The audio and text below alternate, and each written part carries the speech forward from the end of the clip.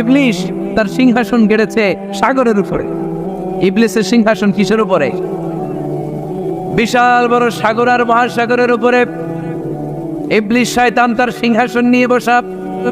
প্রতিদিন সকালবেলায় শয়তানগুলোরে মানব রাজ্যে পাঠিয়ে দেয়, যা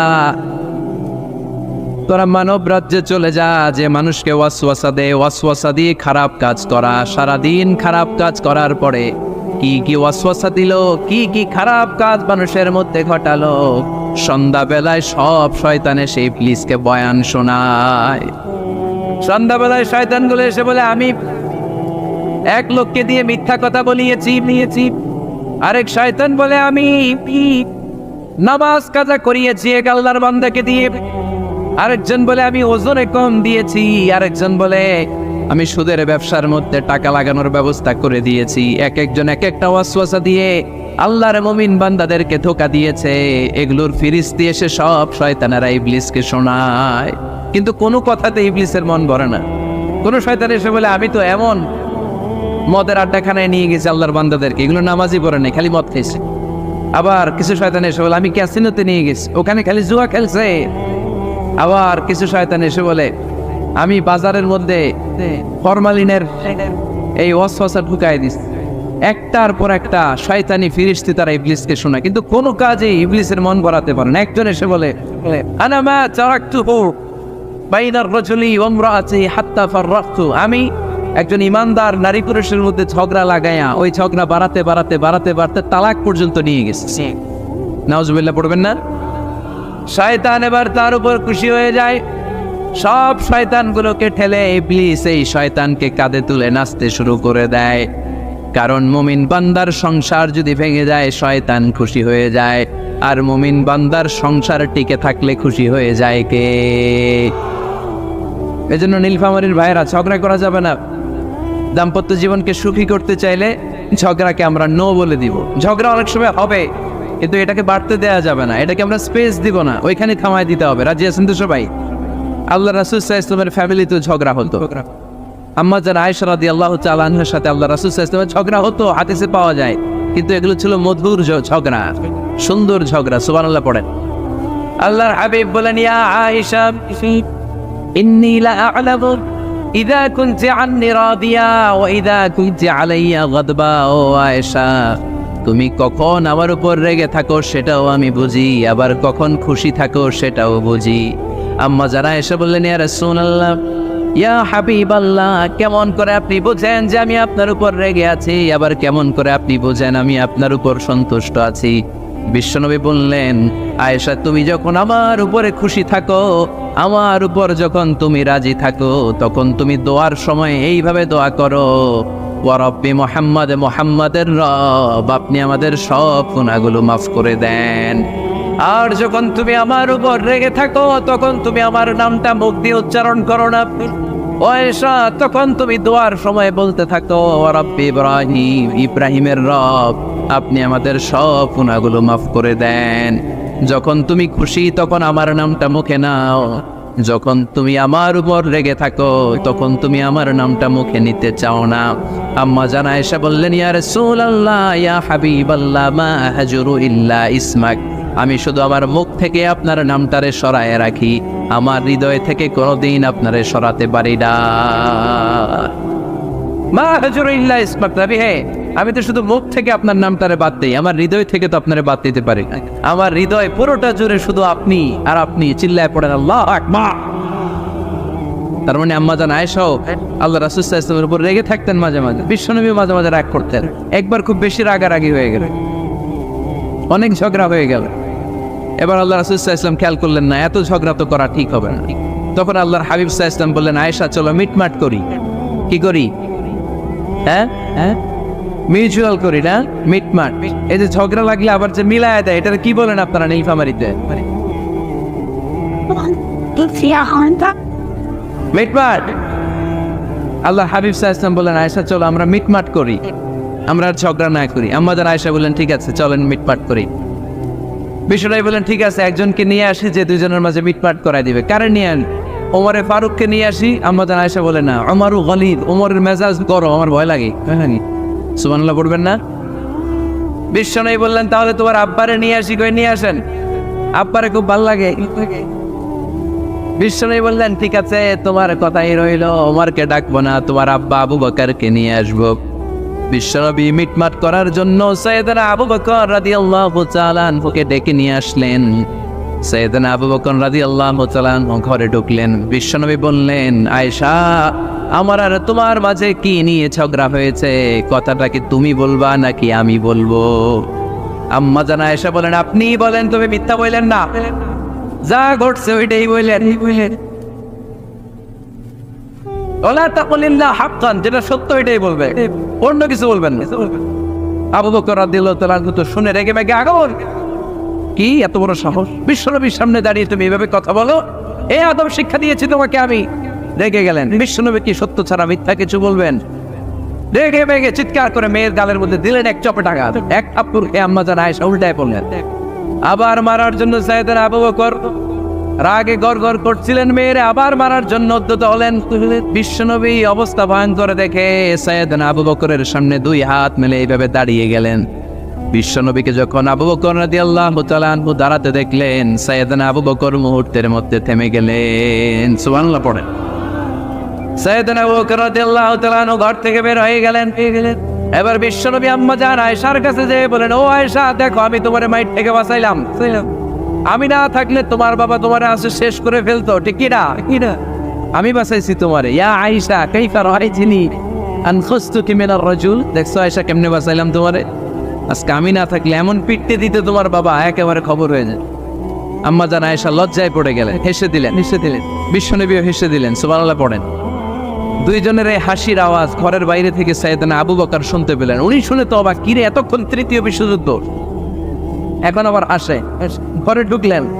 ঘরে ঢুকার পরে আবু বকর রাদিয়াল্লাহু তাআলা আনহু বিশ্বনবীরে বলেন, ইয়া রাসূলুল্লাহ, আশরিকানি ফি সিলমিকুমা কামা আশরাকতুমানি ফি হারবিকুমা। হে আল্লাহর রাসূল, আপনারা দুইজন ঝগড়া লাগলে মিটমাট করার জন্য আমারে যেমনি ডাকেন, আপনারা যখন সুখ আনন্দ আর হাসাহাসিতে ব্যস্ত থাকেন, ওই হাসির সময়গুলোতে শেয়ার করার জন্য তখনও আমার একটু ডাইকেন পড়েন। সুবহানাল্লাহ। ও নবী, শুধু ঝগড়ার সময় ডাইকেন না, শুধু মিলায় দেওয়ার জন্য ডাকবেন না। আপনাদের মধ্যে যখন সুখকর আনন্দময় হাসাহাসির মুহূর্তগুলো কাটে, ওই মুহূর্তগুলোতেও আমাকে এনে আপনারা শেয়ার করে দিয়েন পড়েন। সুবহানাল্লাহ। মুসনাদ আহমদ ইবনে হাম্বলের হাদিস। এই হাদিস প্রমাণ করে আল্লাহ রাসূল সাল্লাল্লাহু আলাইহি ওয়াসাল্লামের বড় ঝগড়া হতো স্ত্রীদের সাথে, তবে মধুর ঝগড়া, শিক্ষণীয় ঝগড়া। আওয়াজ করে বলতে হবে, ঠিক কি না?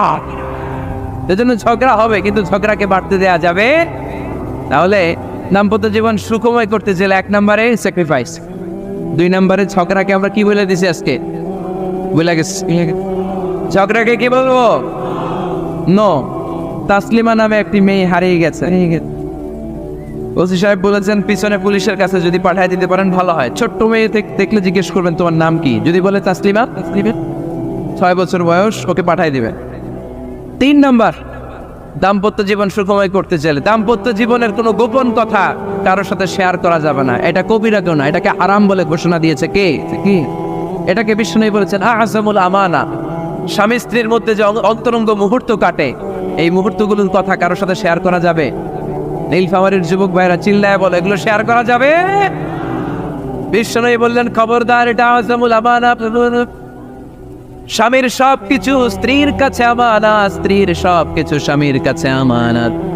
আবার বিশ্বনবী বলেছেন, যারা স্বামী স্ত্রীর গোপন দাম্পত্য জীবনের কথা অন্যের কাছে শেয়ার করে দেয়, তারা হলো আশারুন নাস, পৃথিবীর মধ্যে সবচাইতে নিকৃষ্ট মানুষ। এরা নিকৃষ্ট, এদের চাইতে নিকৃষ্ট কেউ হতে পারে না। উলাইকা কাল আনআম বাল হুম আদাল। এরা পশুর চাইতেও নিকৃষ্ট, যারা স্বামী স্ত্রীর প্রাইভেট কথা, পার্সোনাল কথা মানুষের কাছে বলে বেড়ায়। আর সিবাউ হারাম, এই গোপনীয় সব কথাগুলোকে অন্যের কাছে প্রকাশ করা হারাম করেছে কে?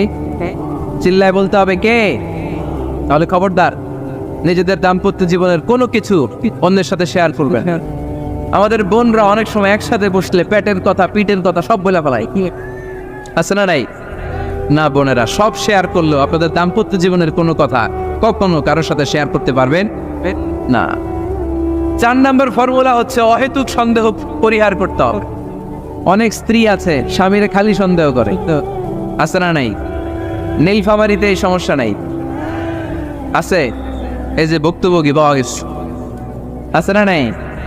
আছে। খালি সন্দেহ করে, এই তুমি ওদিকে তাকালে কেন, ওই বেটির দিকে তাকাইলা কেন, এই তোমার মোবাইল দাও, কারে ফোন দিলা দেখি, এই ফেসবুকের পাসওয়ার্ড দাও দেখি কি করছে, দেখি মেসেঞ্জারে কার সাথে চ্যাটিং করছে, আছে না নাই? এই যে অহেতুক সন্দেহ আপনার ফ্যামিলিটারে জাহান্নামের টুকরা বানায় দিন। আবার অনেক স্বামী আছে স্ত্রীকে খালি সন্দেহ করে, এদিকে তাকালে সন্দেহ করে, ওদিকে তাকালে সন্দেহ করে, বাসায় থাকলেও সন্দেহ, বাইরে গেলেও সন্দেহ, এরকম আছে না নাই? না, অহেতুক সন্দেহ এটা পরিহার করবেন। এই সন্দেহ খুব খারাপ জিনিস। আমি ব্যক্তিগতভাবে অনেক কেস এরকম হ্যান্ডেল করেছি, এসে বলে হুজুর খালি সন্দেহ করে, এটা একটা রোগ। এটা কি আপনার ফ্যামিলিটারে শেষ করেছে। এই জন্য অহেতুক সন্দেহ পরিহার করবেন। হ্যাঁ, সত্যি যদি পরকীয়ার কোনো ঘটনা ঘটে থাকে ওটা নিয়ে বসেন, ফেস টু ফেস কথা বলেন, ফ্যামিলি মিটিং করেন, সরাসরি সেটেল করার চেষ্টা করেন। কিন্তু অহেতুক সন্দেহ একটা রোগ, এই রোগ থেকে আল্লাহ তুমি দাম্পত্য জীবনকে বাঁচাও, আমরা আওয়াজ করে পড়বো আমিন। 5 নাম্বার, স্বামী স্ত্রী একে অপরকে আল্লাহর বিধান স্মরণ করায় দিবে। স্বামী যদি ফজরের সময় ঘুমায় থাকে, স্ত্রী ডেকে দেওয়ার দরকার আছে না নাই? আবার স্ত্রী যদি ঘুমায় থাকে, স্বামীর ডেকে দেওয়ার দরকার আছে না নাই? কোন স্বামী যাবে জান্নাতে, তার স্ত্রী যাবে জাহান্নামে, আবার স্ত্রী হবে জান্নাতি, স্বামী যাবে জাহান্নামে। এরকম আমরা চাই নাকি? আমরা যখন জান্নাতে যাব, আমার স্ত্রীর হাত ধরে একসাথে জান্নাতে ঢুকতে চাই, ঠিক কিনা? ঠিক কিনা? আবার আমার স্ত্রী যখন জান্নাতে যাবে, সে একা ঢুকতে পছন্দ করবে? এজন্য আমরা দুনিয়াতে যেমনি এক ছাদের নিচে, এক জায়গায়, এক বাড়িতে, জান্নাতেও আমরা এক বাড়িতে থাকতে চাই। আওয়াজ করে বলতে হবে, ঠিক কিনা? এই জন্য গবেষকরা বলেছে স্বামী স্ত্রীর ভালোবাসাটাকে তারা বলে লাভ পিরামিড। কি পিরামিড? লাভ পিরামিড। এই ত্রিভুজ আকৃতি। কিরে ভাই? আচ্ছা, লাভ পিরামিড, ত্রিভুজ আকৃতি, ট্রায়াঙ্গেল। আপনারা ত্রিভুজ চিনেন? চিনেন? কথা কয় না। ত্রিভুজের কয় কোণা? কয় কোণা? 3 কোণা। এই যে এরকম, তাই না? তাই না? এই জন্য স্বামী স্ত্রীর ভালোবাসাটাকে বলে লাভ পিরামিড। উপরে এরকম সমুদ্রের মতো না, উপরে থাকে আল্লাহ, আর ডানে স্বামী, বায়ে স্ত্রী, এই 2 কোণায় স্বামী স্ত্রী, আর উপরের কোণায় আল্লাহ। স্বামী স্ত্রী যদি আল্লাহর আনুগত্যের দিকে যেতে চায়, যতই তারা the couple come to Allah, they come closer to each other। তারা যদি আল্লাহর কাছাকাছি যায়, তারা নিজেরাও কাছাকাছি হয়, ঠিক কিনা? ঠিক কিনা? তারা আল্লাহর কাছে যেতে যেতে যেতে যেতে আল্লাহর ইবাদতে যদি একেবারে আল্লাহর কাছে চলে যায়, তারা নিজেরাও কাছাকাছি চলে যায়, ঠিক কিনা? ঠিক কিনা? আর তারা আল্লাহর আনুগত্য থেকে যত দূরে সরে, তারা নিজেরাও নিজেদের থেকে তত দূরে সরে পড়ে। চিল্লায় বলেন, ঠিক কিনা? লাভ পিরামিড এটা। এই জন্য the closer the couple comes to Allah, the closer the couple comes to each other। কাপল স্বামী স্ত্রী আল্লাহর ভালোবাসা নিজের মধ্যে যত গাঢ় করবে, আল্লাহর আনুগত্য যত বেশি করবে, আল্লাহর ইবাদত যত করবে, নিজেরাও তত কাছাকাছি আসবে। আর আল্লাহরে যত বলবে, নিজেদের মধ্যে বড় বড় ফারাক করে দিবে কে?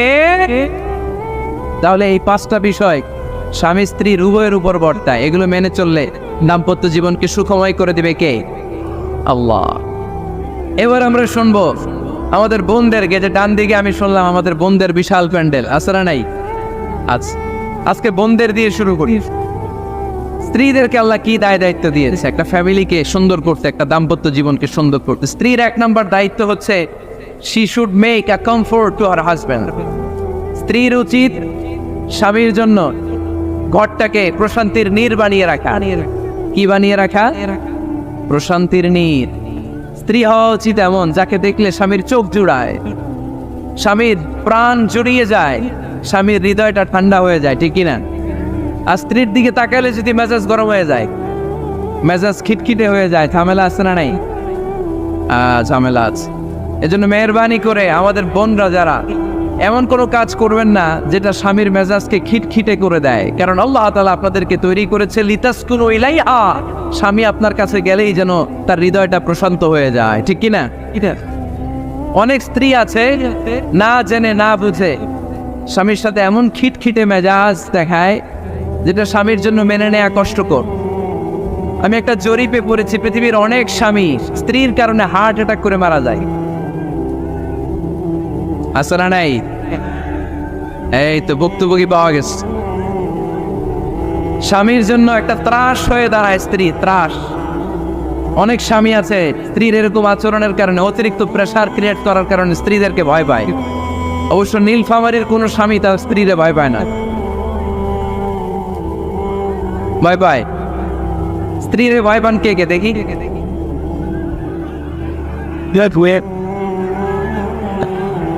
ভয় পান আপনারা? ভয় পান? হ্যাঁ, এক অফিসের বড় সাহেব তার স্ত্রীরে খুব ভয় পায়, প্রচন্ড ভয় পায়। তো সে মনে মনে ভাবলো, দেখি আমার অফিসের যারা স্টাফ আছে, ম্যানেজাররা আছে, এরা কতটুকু ভয় পায়, এরা ভয় পায় কিনা।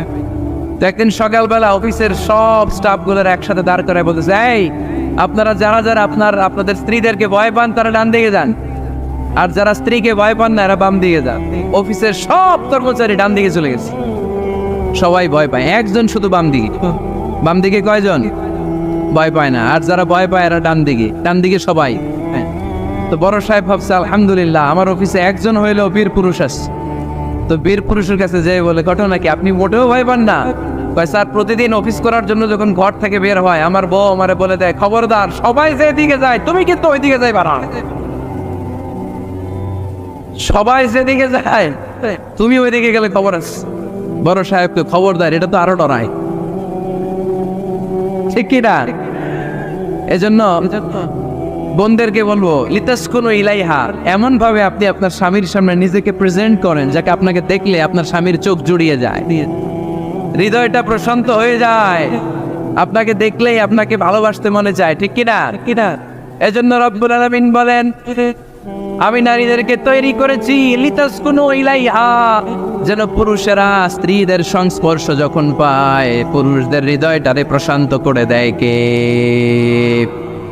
রব্বুল আলামিন বলেছেন, খাদিজার জন্য জান্নাতে আমি এমন একটা ঘর বানিয়েছি যেই ঘরের মধ্যে কোনো বিশৃঙ্খলা নাই।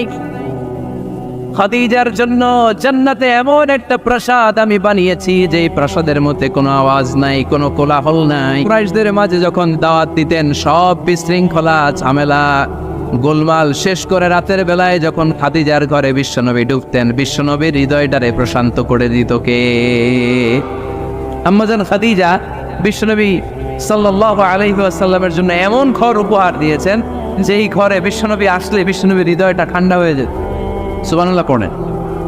অনেক স্ত্রী আছে স্বামী ঘরে ঢুকলেই ঘরে আটা নাই, রুটি নাই, চাল নাই, ডাল নাই, এটা লাগবে ওইটা লাগবে, ওখানে যেতে হবে, একটার পর একটা ফিরিস্তি বলে বেড়ায়, আছে না নাই? না, এটা করবেন না। আপনার কি লাগবে এই সব দায় দায়িত্ব আল্লাহ তাআলা স্বামীকে দিয়েছে, স্বামীকে জানাবেন, তবে ধীরে সুস্থে স্বামীর জন্য ঘরটাকে এমন করে রাখতে হবে যেন ঘরে ঢুকলেই স্বামীর হৃদয়টারে প্রশান্ত করে দেয় কে? এজন্য স্ত্রীর প্রথম দায়িত্ব ঘরটারে প্রশান্তির নীড় বানানো। এখানে কি আবার কি এখানে মারামারি দুই দল নাকি?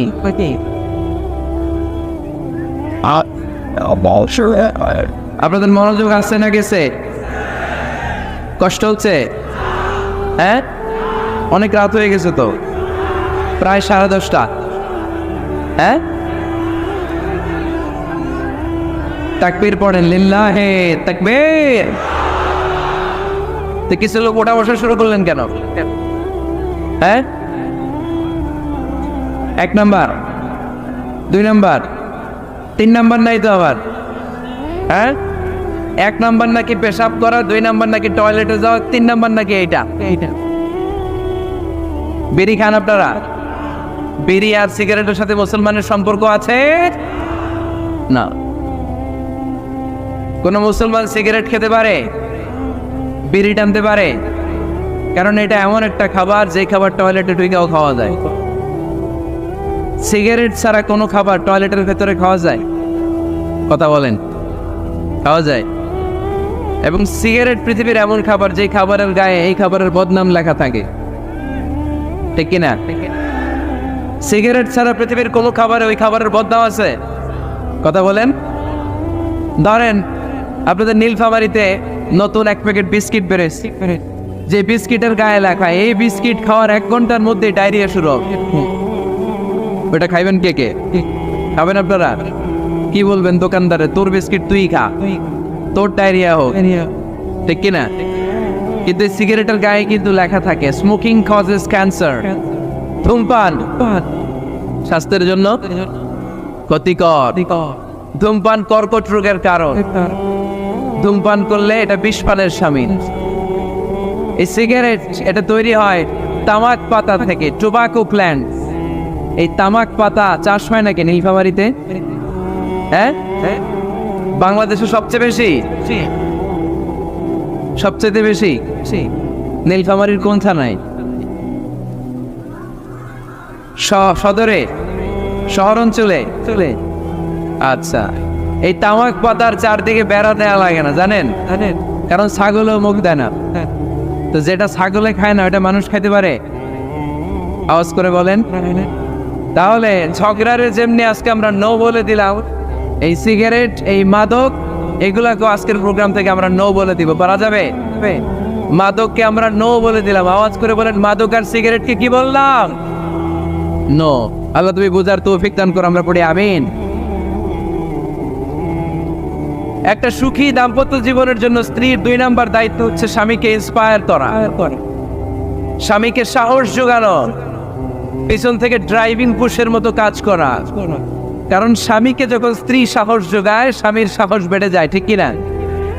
আল্লাহর হাবিব সাল্লাল্লাহু আলাইহি ওয়াসাল্লামের কাছে কোরআনের আয়াত নাযিল হলো, ইকরা বিসমি রাব্বিকাল্লাযী খালাক, খালাকাল ইনসানা মিন আলাক, ইকরা ওয়া রাব্বুকাল আকরাম আল্লাযী আল্লামা বিল কলম আল্লামাল ইনসানা মা লাম ইয়ালাম। পড়েন আল্লাহু আকবার। সূরাতুল আলাকের 5 আয়াত হেরা গুহায় যখন নাজিল হয়ে গেল, বিশ্বনবী সাইয়েদনা জিবরাইলকে নিজ আকৃতিতে দেখলেন, পা থেকে মাথা পর্যন্ত দেখে বিশ্বনবী ভয় পেয়ে গেলেন। বিশ্বনবী সাল্লাল্লাহু আলাইহি ওয়াসাল্লাম জীবনে দুইবার সাইয়েদনা জিবরাইল আলাইহিস সালামকে ওনার আসল আকৃতিতে দেখেছিল। আওয়াজ করে বলতে হবে, কয়বার? এক হচ্ছে মেরাজ রজনীতে সিদরাতুল মুনতাহায়, 2 হচ্ছে প্রথম যখন কোরআনের আয়াত নাজিল হয়, বিষ্ণু সাল্লাল্লাহু আলাইহি ওয়াসাল্লাম দেখলেন বিশাল একজন ব্যক্তি, পাটা হচ্ছে হেরা গুহায় আর মাথাটা হচ্ছে আকাশের উপরে। এই বিশাল একটা লোক, সে কোরআনের 5 আয়াত নিয়ে এসেছে সূরাতুল আলাক, আর বলতে শুরু করেছে, ইয়া মুহাম্মদ ইকরা, আপনি পড়ুন, আপনি পড়ুন, আপনি পড়ুন। 3 বার পড়ার আদেশ করার পরে বিষ্ণু সাল্লাল্লাহু আলাইহি ওয়াসাল্লাম পড়তে আরম্ভ করলেন, ইকরা বিসমি রাব্বিকাল্লাযী খালাক, খালাকাল ইনসানা মিন আলাক, ইকরা ওয়া রাব্বুকাল আকরাম আল্লাযী আল্লামা বিল কলম আল্লামাল ইনসানা মা লাম ইয়ালাম। বিষ্ণু সাল্লাল্লাহু আলাইহি ওয়াসাল্লাম পড়তে আরম্ভ করলেন। প্রথম কোরআনের আয়াত যখন নাজিল হয়ে গেল, বিষ্ণু সাল্লাল্লাহু আলাইহি ওয়াসাল্লাম ভয় পেয়ে গেলেন। হাত নাড়াচ্ছেন কেন আপনারা? হ্যাঁ, কি স্ক্রিনে দেখা যায়? আহারে কি আনন্দ আকাশে বাতাসে, সবাই খুশির ঠেলায়, খুশিতে আনন্দে ঠেলায় না? আল্লাহর হাবিব সাল্লাল্লাহু আলাইহি ওয়াসাল্লাম ভয় পেয়ে গেলেন। আপনাদের মনোযোগ তো নাই মনে হচ্ছে, তা হাত নাড়াচ্ছেন কেন? এদিকে তাকা। খরগোশের কানের মতো কান দুটারে খাড়া করে। কোরআনের আয়াত যখন নাজিল হলো, আল্লাহ রাসূল সাল্লাল্লাহু আলাইহি ওয়াসাল্লাম ভয় পেয়ে গেলেন। বিষ্ণু সাল্লাল্লাহু আলাইহি ওয়াসাল্লামের হৃদয় কাঁপতে আরম্ভ করলো। কোরআনের 5 আয়াত নিয়ে হেরা গুহা থেকে বিশ্বনবী আম্মা জান খাদিজাতুল কুবরা রাদিয়াল্লাহু তাআলা আনহার কাছে চলে আসলেন। এসে ডেকে বললেন, খাদিজা জাম্মিলুনি জাম্মিলুনি, কম্বল দিয়ে তুমি আমারে চাপা দাও, আমার ভয় লাগছে, মনে হয় আমি বাঁচব না। আম্মা জান খাদিজা বললেন, কি হয়েছে আপনার? বিশ্বনবী বললেন, বিশাল বড় একটা লোক কোরআনের 5 আয়াত নিয়ে এসেছে। ওই লোকের পা হেরা গুহার মধ্যে, মাথাটা আকাশের উপরে, এত বিশাল সত্তা, বিশাল কোন মানুষ জীবনে আমি দেখি নাই। এসে সে পরিচয় দিয়েছে সে নাকি জিবরাইল ফেরেশতা। বিশ্বনবী বললেন, মনে হয় আমি বাঁচব না, আমার জ্বর চলে এসেছে, আমার হৃদয়ের মধ্যে কাঁপুনি শুরু হয়েছে, তুমি আমারে কম্বল দিয়ে চাপা দাও। আম্মা জান খাদিজা বললেন, ও নবী ভয় পাবেন না, আমার আল্লাহ কোনোদিন আপনারে অপমান করবেন না। সুবহানাল্লাহ পড়েন। ওয়াল্লাহি ওয়াল্লাহি লা ইউখজিকাল্লাহু আবাদা। নবী গো, আল্লাহ আপনার অপমান করবেন না, কারণ আপনার মধ্যে এমন এমন ভালো ভালো গুণ আছে, এই গুণাবলীগুলি যে মানুষের মধ্যে থাকে তাকে আমার রব কোনোদিন অপমান করতে পারে না। চিল্লায় বলেন ঠিক কি না? নবী হে, ইন্নাকা লা তাসিলুর রাহিমা, আপনি আত্মীয়তার সম্পর্ক বজায় রাখেন। ও নবী তাসদুকুল হাদিসা, সব সময় আপনি সত্য কথা বলেন। ওয়া তাহমিলুল কাল্লা, আপনি মানুষের বোঝা টেনে দেন। ওয়া তাকসিবুল মা'দুমা, যার উপার্জন করার কেউ নাই, নিজে গায়ে খেটে আপনি তারে উপার্জন করে দেন। ওয়া তুআইনু আলা নাওয়াইবিল হক, সত্য যেখানে বিপন্ন সেখানে আপনি সাহসী সৈনিকের মতো দাঁড়িয়ে যান। সুবহানাল্লাহ। রব্বুল আলামিন বলেন, উন্না লিবাসুল লাকুম ওয়া আনতুম লিবাসুল লাহুন। ও নারীরা, তোমরা তোমাদের স্বামীদের পোশাক, আর তোমাদের স্বামীরা হলো তোমাদের পোশাক। পোশাক যেমনি লজ্জাস্থানকে ঢেকে রাখে, ঈমান ইজ্জতের হেফাজত করে, আব্রু ঢেকে রাখে, তেমনি স্বামী তার স্ত্রীর চরিত্রের হেফাজত করে, স্ত্রী তার স্বামীর চরিত্রের হেফাজত করে। পোশাক যেমনি সুন্দর, স্ত্রীর চোখে স্বামী সুন্দর, স্বামীর চোখে স্ত্রী সুন্দর। পোশাক যেমনি মানুষকে আরাম দেয়, প্রশান্ত করে দেয়, স্বামী আর স্ত্রী একে অপরের সংস্পর্শ পেলে তাদের হৃদয়টাও প্রশান্ত হয়ে যায়, ঠিক কিনা? এজন্য আল্লাহ তাআলা পোশাকের সাথে তুলনা করেছেন। পোশাক একে অপরের পোশাক, পোশাক চামড়ার সাথে লেগে থাকে না, আলাদা থাকে, কি থাকে। তার মানে স্বামী স্ত্রী সম্পর্কটা এরকম মিলেমিশে ভালোবেসে একাকার, ঠিক কিনা?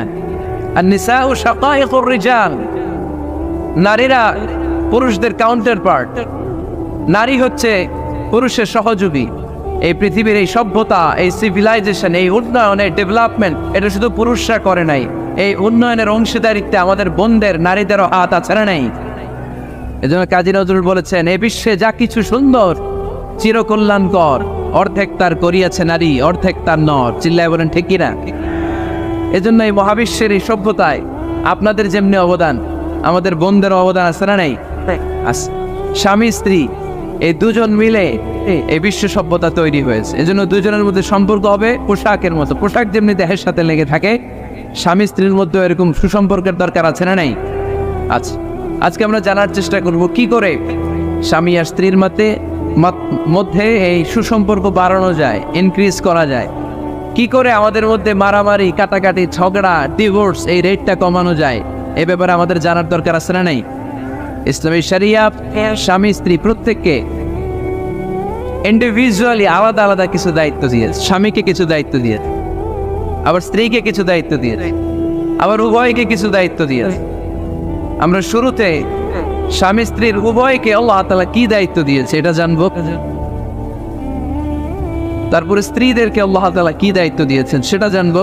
সবশেষে স্বামীদেরকে আল্লাহ তাআলা কি দায়িত্ব দিয়েছে সেটা জানবো। এই দায়িত্বগুলো পালন করার মধ্য দিয়ে দাম্পত্য জীবনকে সুখময় করে দিবে কে? আল্লাহ। শুরুতে আমরা জানবো দ্য কালেকটিভ রেসপন্সিবিলিটি, যৌথ দায় দায়িত্ব কি আছে স্বামী আর স্ত্রীর, কেমন করে দাম্পত্য জীবনকে সুখময়, শান্তিময় করতে হয়। একটা দাম্পত্য জীবন কলহমুক্ত করতে চাইলে, সুখময় করতে চাইলে সর্বপ্রথম স্বামী স্ত্রীর যেটা খেয়াল রাখতে হবে সেটা হচ্ছে স্বামী স্ত্রীর উভয়ের স্যাক্রিফাইসের মানসিকতা থাকা লাগবে। স্যাক্রিফাইস, আওয়াজ করে আমার সাথে সাথে বলেন স্যাক্রিফাইস। এই স্যাক্রিফাইস ছাড়া দাম্পত্য জীবন টিকবে? দুইজনেই যদি ঝগড়া করে, দুইজনেই যদি রেগে যায়, ঝামেলা আসে না নাই? স্বামী রেগে গেলে স্ত্রীকে থেমে যেতে হয়, আবার স্ত্রী রেগে গেলে স্বামীকে থেমে যেতে হয়। স্বামীও যদি রেগে যায়, স্ত্রীও যদি রেগে যায়, তাহলে তৃতীয় বিশ্বযুদ্ধ বেঁধে যাবে, ঠিক কিনা? এই জন্য রেগে গেলেন তো হেরে গেলেন, রাগা যাবে না। স্বামী যদি রেগে যায়, স্ত্রী থেমে যেতে হবে। স্ত্রী যদি রেগে যায়, স্বামী থেমে যেতে হবে। এটাই দাম্পত্য জীবনের সুখ আর সমৃদ্ধির মূল ফর্মুলা। স্যাক্রিফাইস করতে হবে। এর কারণ আপনি যদি দোষ খুঁজতে শুরু করেন, দোষ ছাড়া পৃথিবীতে মানুষ নাই, ঠিক কিনা? No one is perfect in this world. এই পৃথিবীতে কেউই পারফেক্ট না। আপনি যে আপনার স্ত্রীর দোষ খোঁজেন, আপনারও দোষ আছে না নাই? আবার ভাবি যদি আপনার খালি দোষ খোঁজে, ভাবিরও দোষ আছে না নাই? না। এজন্য দোষ খুঁজবেন না, স্যাক্রিফাইস করেন, একটু মানিয়ে নিন। দাম্পত্য জীবনটা এরকমই, একটু ছাড় দিতে হয়, একটু মানিয়ে নিতে হয়। দাম্পত্য জীবনে কখনো মন খারাপ, কখনো মন ভালো, কখনো রোদ, কখনো বৃষ্টি, এই নিয়েই দাম্পত্য জীবন, ঠিক কিনা? তাহলে দাম্পত্য জীবনে যদি আমরা সুখ পেতে চাই, সকল নবদম্পতিকে বলবো একটু ছাড় দেওয়ার মানসিকতা বিল্ড আপ করেন, একটু মানিয়ে নেন, একটু ছাড় দেন, একটু মিলেমিশে চলেন। এক স্যাক্রিফাইস আমাদের জীবনটারে, আমাদের দাম্পত্য জীবনটাকে একটা জান্নাতি দাম্পত্য জীবন বানায় দিবে, ঠিক কিনা? দাম্পত্য জীবনকে সুখী করার 2 নাম্বার ফর্মুলা হচ্ছে ঝগড়া করা যাবে না। আপনারা ঝগড়া করেন নাকি? হ্যাঁ, বউয়ের সাথে ঝগড়া করেন না এরকম বিবাহিত পুরুষ কে কে আছেন দেখি এখানে? হাত তুলছে অনেকে, বিশ্বাস হয় আপনাদের? হ্যাঁ, অনেক ঝগড়া। হ্যাঁ, আচ্ছা, মেয়েরা বেশি করে? না না, এই মহিলা প্যান্ডেল আছে এদিকে, এদেরকে জিজ্ঞেস করলে বলবে সব দোষ আপনাদের, আর আপনারা দোষ দিচ্ছেন এদের। তো ঝগড়া করবেন না মেহরবানি করে, সম্মানিত ভাইরা, ঝগড়া করবেন না। কারণ এই ঝগড়া থেকে, সামান্য ঝগড়া থেকে অনেক সময় বিচ্ছেদের দিকে চলে যায় সম্পর্ক। ছোট্ট ঝগড়া থেকে যেতে যেতে ঝগড়া বাড়তে বাড়তে ডিভোর্সের দিকে গড়া, এরকম আছে না? নাই না, সামান্য ঝগড়া যদি বেঁধে যায়, শয়তান এটার মধ্যে বাতাস দেয়, এটারে বাড়াতে বাড়াতে শয়তান অনেক বড় করে। ইমানদারদের পরিবার ভেঙে গেলে শয়তান খুশি, আর ইমানদারদের পরিবার টিকে থাকলে আমার আল্লাহ খুশি। আমরা কার খুশি চাই? জোরে বলতে হবে, খুশি চাই কার? শয়তান সব সময় চায় ইমানদারদের ফ্যামিলি ভেঙে দিতে। Always it tries its level best to break down the relationship of a moving family. একজন ইমানদারের ফ্যামিলি কি করে ব্রেক ডাউন করে দেয়া যায়? যেন ঝগড়াই করবো না আমরা। আপনি ঝগড়া করলে ভাবি যেন ঠান্ডা থাকে, ভাবি ঝগড়া শুরু করলে আপনি ঠান্ডা থাকবেন। ঝগড়া করা যাবে না, কিন্তু ঝগড়া হয়ে যায় ফ্যামিলিতে, এটাকে চেক দিতে হবে। ঝগড়া নিয়ে অনেক মজার মজার গল্প আছে, একটা গল্প দিয়ে আজকে শুরু করি। এক লোক মাহফিল শেষ করে 11টার দিকে বাসায় ফিরেছে। তো বাসায় ঢুকার আগে তার ওয়াইফকে ফোন দিয়েছে, ফোন দিয়ে বলতেছে, এই মাহফিল শেষ, আমি কিন্তু বাসায় চলে আসতেছি, শুরু করার আগে তাড়াতাড়ি দরজাটা খোলো। তো স্ত্রী আবার রাতের খাবার স্বামীকে ছাড়া খায় না, তো স্ত্রী দরজা খুলে দাঁড়ায় আছে, স্বামী বেচারা আসছে। আসার পরে স্ত্রীকে বলতেছে, এই শুরু করার আগে রাতের খাবার দিয়ে দাও, খেয়ে নেই। তো স্বামী ওয়াশরুম থেকে ফ্রেশ ট্রেশ হয়ে আসছে, স্ত্রী বেচারিও ডাইনিং টেবিলে খাবার দিয়েছে। এবার স্বামীও খেতে বসেছে, স্ত্রীও খেতে বসেছে। স্বামী আবার বলতে আরম্ভ করছে, শুরু করার আগে ফ্যানটা ছাড়ো, খুব গরম লাগতেছে। এবার তো স্ত্রী রেগে মেগে আসলেন, কি আসার পর থেকে শুরু করার আগে কি শুরু করার আগে? স্বামী বলতেছে, এই তো শুরু হয়ে গেল, এই শুরু হয়ে গেল। মানে কি? ঝগড়া। নীলফামারীর ভাইয়েরা, এটা শুরু করা যাবে না। শুরু করবেন আপনারা, ঝগড়া করবেন। আমাদের ফ্যামিলিগুলো থেকে ঝগড়াকে আজকে থেকে আমরা নো বলে দিলাম, মানে না। ঝগড়াকে কি বললাম? সবাই বলতে পারেন না, আওয়াজ করে বলেন, ঝগড়াকে আমরা কি বলবো? নো। ঝগড়া করা যাবে। শয়তান ঝগড়া বাঁধাতে খুব উস্তাদ। সহিহ মুসলিমের হাদিস, ইন্না ইবলিসা ইয়াদাউ আরশাহু আলাল মা তুম্মা ইয়াবআসু। যারা চলে যায় ওনারা বেঁচে যায়, বিপদে পড়ে আছে আমরা, ঠিক কিনা? ওনাদের ওই পালাটা শেষ, কেউ থাকতে পারবে না। বিশ্বনবীও চলে গেলেন, বিশ্বনবীরও এই এন্তেকালের মৃত্যুর যে কষ্ট, এটা ভোগ করা লেগেছে, ঠিক কিনা? এজন্য কারো রেহাই নাই। আকসিরু যিকরা হাযিমিল লাযযাত, জীবনের সব স্বাদকে পানসা করে দেয় ওই কষ্টের বিষয়, মানে মরণকে বেশি বেশি স্মরণ করো। কিন্তু আমরা মৃত্যুর কথা বেমালুম ভুলে যাই। আমাদের লাইফস্টাইল দেখলে মনেই হয় না যে আমরা এই পৃথিবী ছেড়ে চলে যাব, ক্ষণিকের জন্য এসেছি। বিশ্বনবীর সাহাবারা বলতেন, যখন সকাল হয় সন্ধ্যার জন্য অপেক্ষা করো না, আবার যখন সন্ধ্যা পর্যন্ত পৌঁছবে পরদিন সকালের জন্য অপেক্ষা করো না, তার আগেই ডাক চলে আসতে পারে, ঠিক কিনা? আবার বিশ্বনবী বলতেন, নামাজে যখন দাঁড়াও, সাল্লু সালাতান মুআত্তিআ, মনে করো এটাই তোমার জীবনের হতে পারে শেষ নামাজ।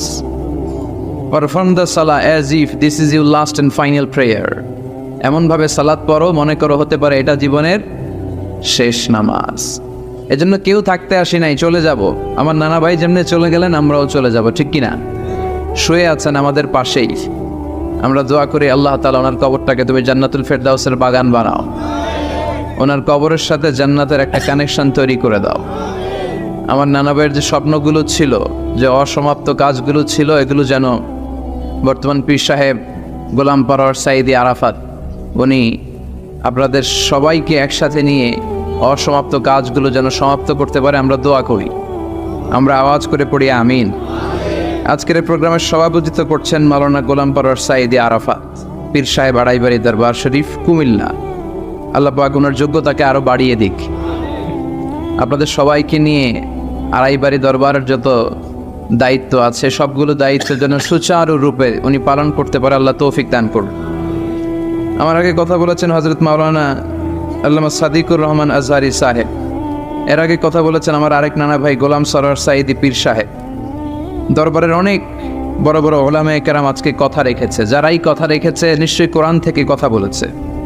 সবগুলো কথা যেন আমরা আমল করতে পারি, আল্লাহ তুমি তৌফিক দাও। এই মাহফিলগুলোর অ্যারেঞ্জমেন্ট করা হয় যাতে আমাদের জীবনের পরিবর্তন আসে। আমরা আসলে ভুলে গেছি যে আমরা চলে যাব, মাটির কবরে কিন্তু আমাদের সবাইকে যেতে হবে, ঠিক কিনা? একদিন মাটির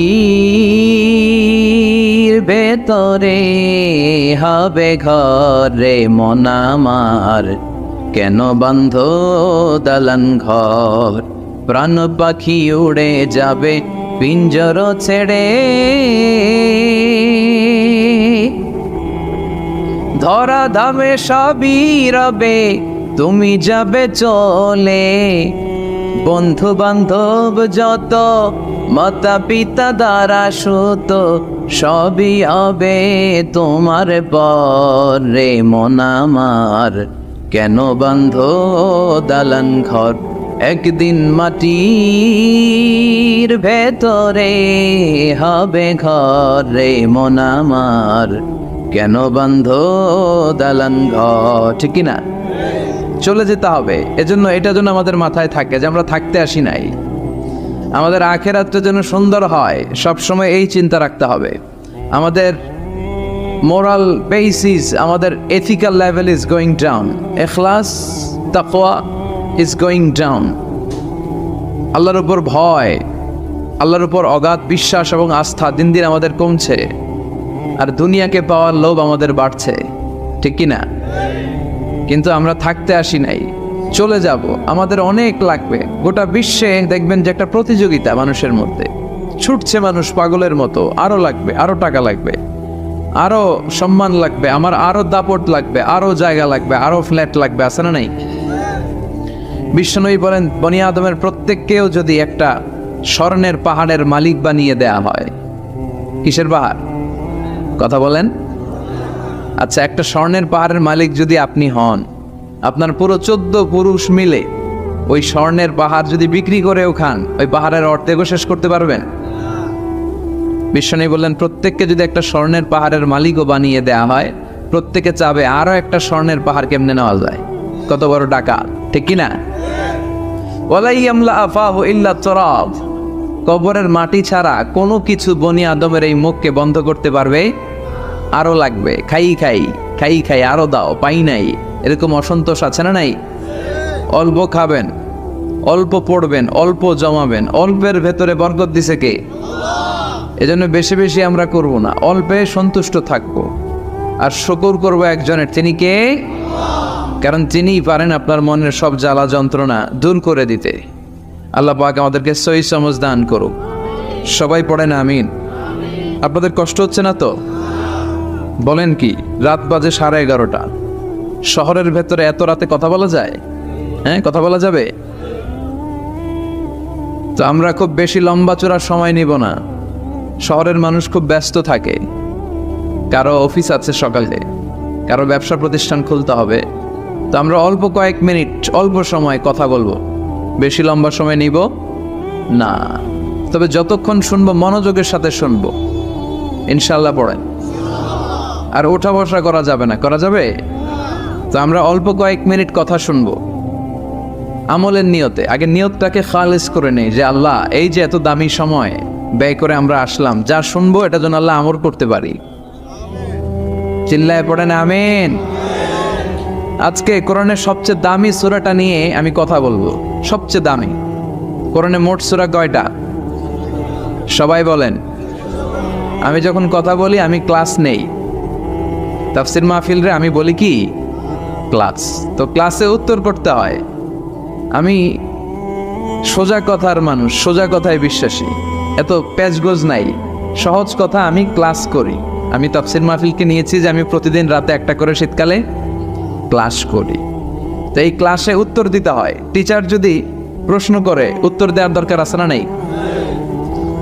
আর টিচার প্রশ্ন করে, টিচার শিখায়, ছাত্র অমনোযোগী, ফেল করার সম্ভাবনা আছে না নেই? তো আমরা যেন পাস করতে পারি, ঠিক কিনা? যতক্ষণ কথা বলবো প্রশ্ন করলে আওয়াজ করে উত্তর দিতে হবে, বাঘের বাচ্চার মতো, ঠিক কিনা? আজকে কোরআনের সবচেয়ে দামি সূরাটা নিয়ে আমি কয়েক মিনিট কথা বলবো, ইনশাআল্লাহ। পড়েন। এবার বলেন কোরআনের সবচেয়ে দামি সূরা কি? হ্যাঁ? আর ইখলাস, আর ইয়াসিন, আর রহমান, আর বাকারা। বাকারা মানে কি? গাভী মানে কি? গরু। গাভী মানে নাকি গরু? তো গাভীর নামে আল্লাহ কোরআনে একটা সূরা দিলেন। গাভীর দুধ খাবেন বেশি বেশি। বিষ্ণু বলতেন আলাইকুম বি আলবানিল বাকার, তোমরা গরুর দুধ খেও। ফাইন্নাহা তুরাম্মু মিনাল আশজার, কেননা গরুর দুধ এটা ঘাস পাতার নির্যাস। গরু কি খায়? ঘাস খায়।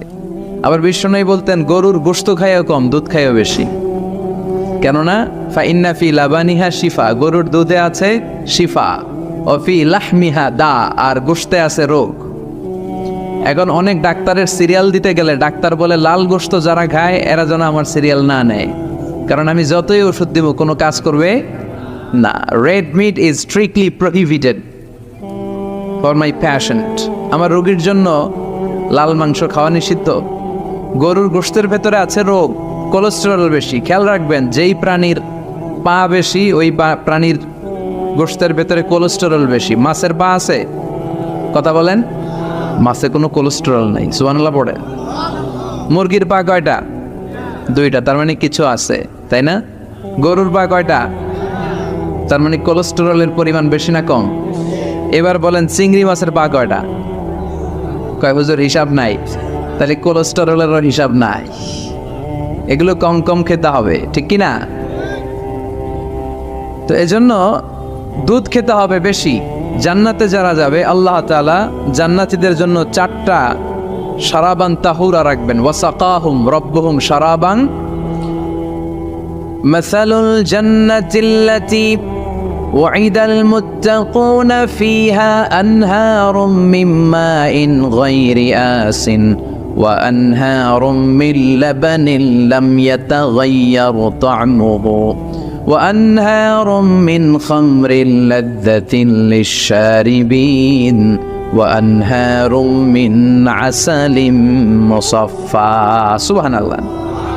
জান্নাতে যারা ঢুকবে জান্নাতীদের গলায় যেন কোনো তৃষ্ণা না লাগে, এজন্য আল্লাহ তাআলা জান্নাতের ভেতরে 4 ধরনের শারাবান তাহুরার ঝর্ণা রাখবেন। কয় ধরনের? 1 নাম্বার হচ্ছে মিনারেল ওয়াটারের ঝর্ণা। মিনারেল ওয়াটার খান আপনারা? কোনটা খান? মাম খান, কেউ ফ্রেশ খায়। আর অ্যাকুয়াফিনা, আর কি খান? স্পা।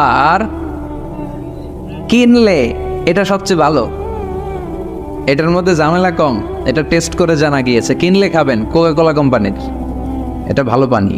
কিনলে সবচেয়ে purified water ever in Bangladesh.